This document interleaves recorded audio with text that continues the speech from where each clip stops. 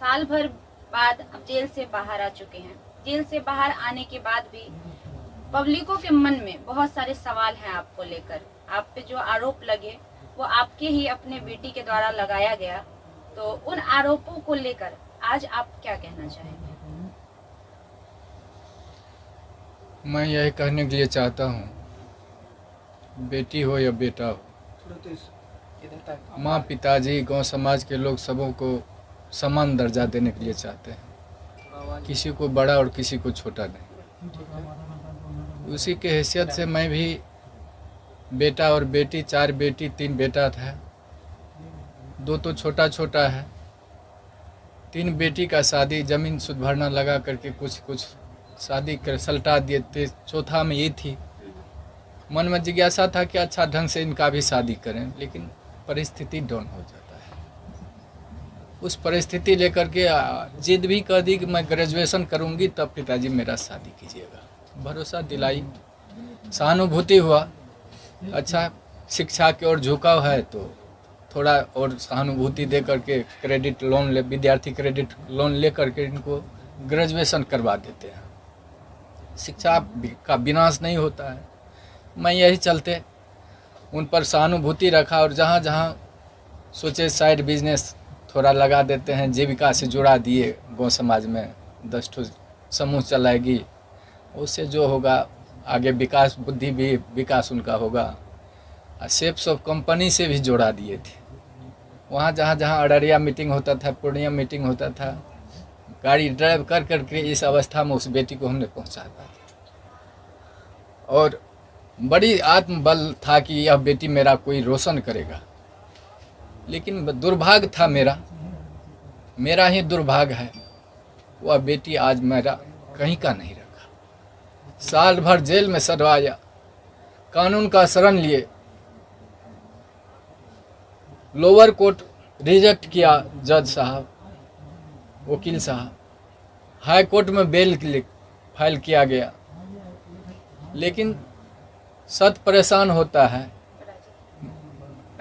पराजित नहीं होता है। हाई कोर्ट में बेल फाइल हुआ, वकील साहब शिवानंद बाबू,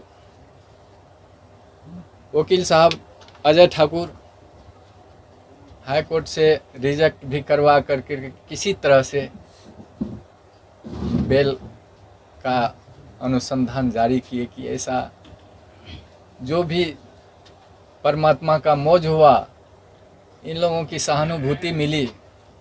आज साल भर भी जेल से में भी शिवनंदन बाबू की सहानुभूति वर्णन नहीं हो पाता।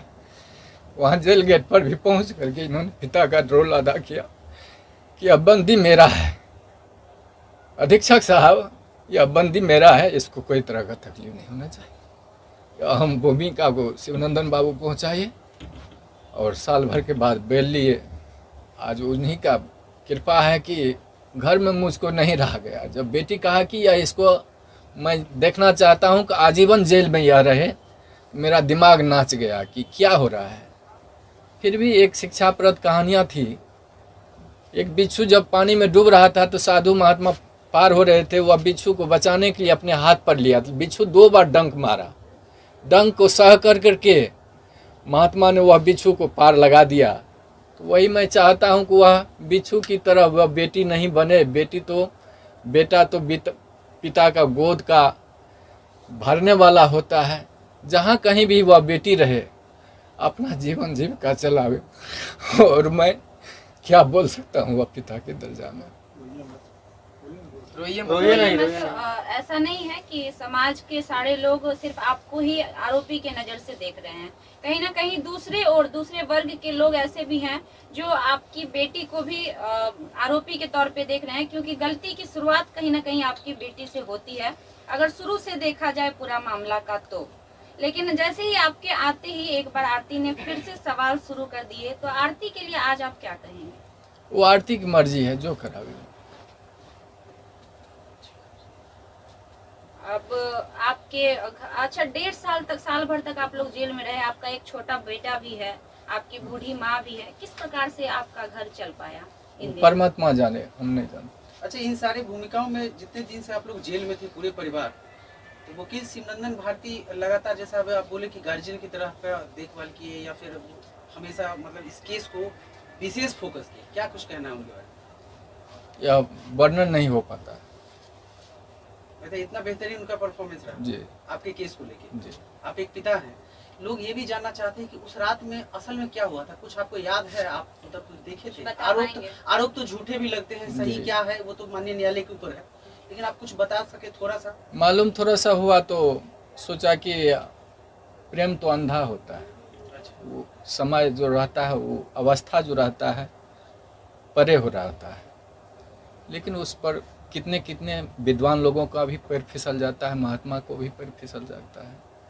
तो हमने सोचा कि जब इस तरह की घटना हुई तो उसको बचाने के लिए हल्ला हुआ कि चोर आ गया है, डकैत आ गया है गोली मारने के लिए। तो उससे पूर्व भी लड़का वो उन्होंने धौंस दिया था कि मैंने गोली से उड़ा दूंगा। किसको दिया था?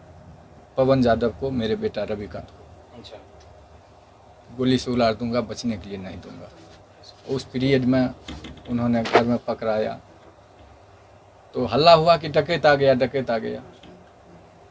डकैत के दरमियान में पहचाने उसको तो कहा देखे मेरा जात भाई है, बच्चा है, पैर फिसल गया। उसको बचाने के ख्याल से मैंने घर में बंद किया, और उस दरमियान में कैसे उसका मौत हो गया हम लोगों को जांच का विषय, मतलब आपको इसके बारे में इसके बाद विशेष कुछ जानकारी कुछ नहीं। से आप लोग बेल पे बाहर आए हैं, तब से आरती सोशल मीडिया पे बयान दे रही है कि उनके परिवार में, तो आप लोग से आरती को खतरा है, घर दिखाने की बात हो रही है, इसको आप कैसे देखते हैं? और अपनी बेटी को कुछ कहना चाहिएगा हमारे माध्यम से? हम तो यही कहने के लिए चाहते हैं कि माँ बाप तो जिगर होते हैं, हृदय का टुकड़ा बाल बच्चा उनका होता है, तो उसके प्रति आघात कहीं माँ बाप सोचे, गांव समाज के लोग सोचे।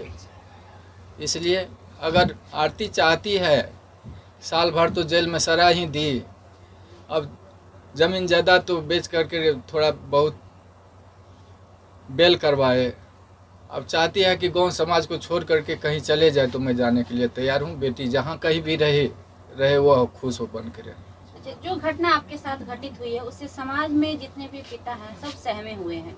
बहुत सारे पिता अपनी बेटी को लेकर उनके मन में ये सवाल पैदा हो रहा है कि क्या हमारे साथ भी हमारी बेटियां भी ऐसा कर सकती हैं। उन पिता के लिए आपकी क्या मैसेज होगी, क्या संदेश होगी? सब बेटी बेटा ऐसा नहीं होता है।